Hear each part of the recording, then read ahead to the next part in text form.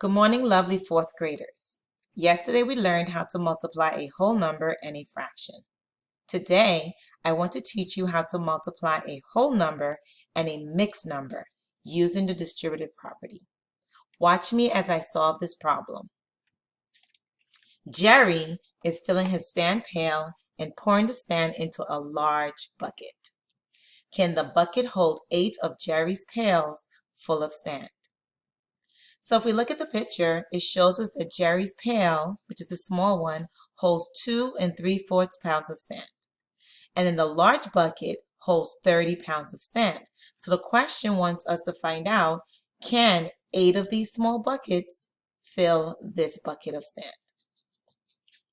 Or can it hold 8 of this buckets, of Jerry's buckets? So we know that Jerry has 8 pails, and each pail holds 2 3/4. So in order for us to solve this problem, we need to multiply. We're going to multiply using the distributive property. 8 pails times 2 3/4 of the sand. So we're going to use the distributive property. We're going to multiply 8 times 2. So 8 times the whole number 2 plus 8 times the fraction 3/4. Then we're going to multiply them and add them. So 8 times 2 is 16 plus 8 times 3. And if you remember yesterday when we talked about this, we multiply the whole number times the numerator, which is 24, and the denominator stays the same. So we're looking at this improper fraction and we realize that the numerator is larger than the denominator, so we're going to divide. So 24 divided by 4. 4 goes into 24 6 times, because 4 times 6 is equal to 24.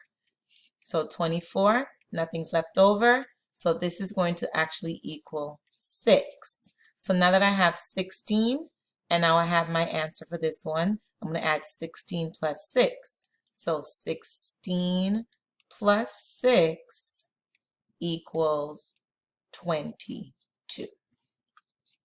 So if we go back to our question, it says, can the bucket hold 8 of Jerry's pails of sand? So we know that 22 pounds of sand can fit into this bucket. So 22 pounds can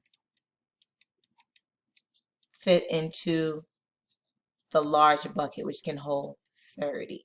All right, so I want to show you some other ones. We're going to try this one. 6 times 3 1/2.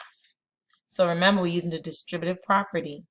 6 times the whole number, which is 3, plus 6 times the fraction, which is 1/2.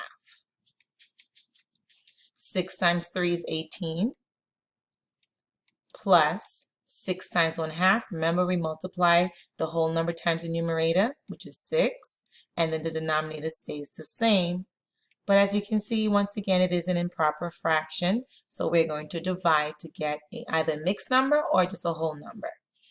So 6 divided by 2. I know that 2 times 3 is equal to 6, so 2 goes into 6 3 times. And so this is going to equal 3. So now all I have to do is add 18 plus 3, and my answer will be 21.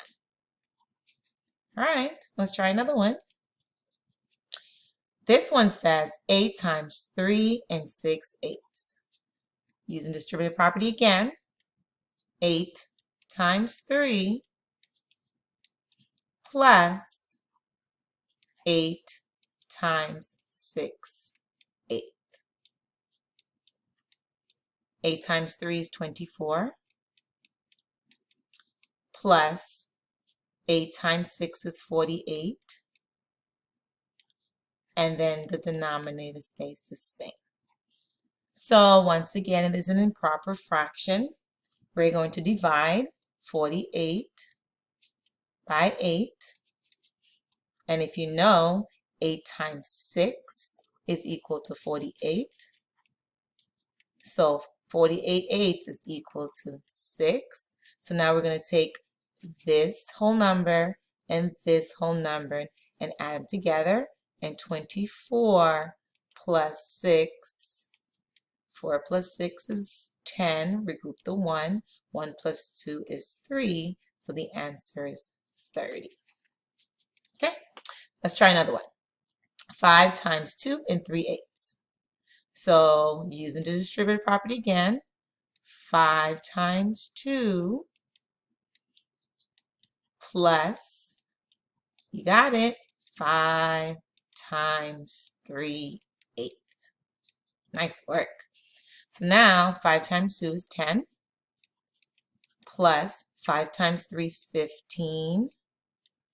And then the denominator stays the same. So now it's still an improper fraction. We're going to want to change that. So if you remember, I said that we need to divide. So we're going to divide 15 by 8. And if I know my times table, 8 can go into 15 only one time. So 15 minus 8 is equal to 7. So the answer for this is going to be 1 7/8. So now all I have to do is add the whole number plus the whole number and then keep the fraction. So 10 plus 1 is equal to 11 7/8. And this is our answer. All right, one last one. 4 times 6 and 7/9. Using distributive property again. 4 times 6, multiplying the whole numbers, plus 4 times the fraction, 7/9.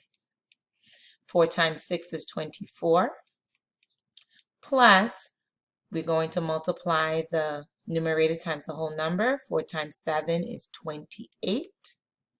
And then the denominator stays the same. So now we have 24 plus 28/9. It's an improper fraction. So we're going to divide 28 divided by 9. So think about my 9 times table. So what's the closest one to 28? So I know 9 times 1 equals 9. 9 times 2 equals 18. 9 times 3 is equal 27. That's really close, but I'm going to try one more. 9 times 4 equals 36. That's too big. So I'm going to go down to 9 times 3, which is 27.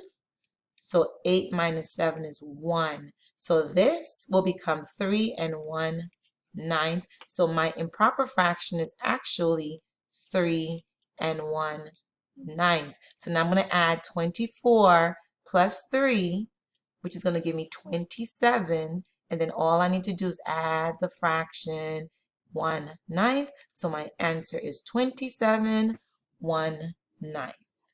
I hope this helped. Let me know. Thanks. Have a great day.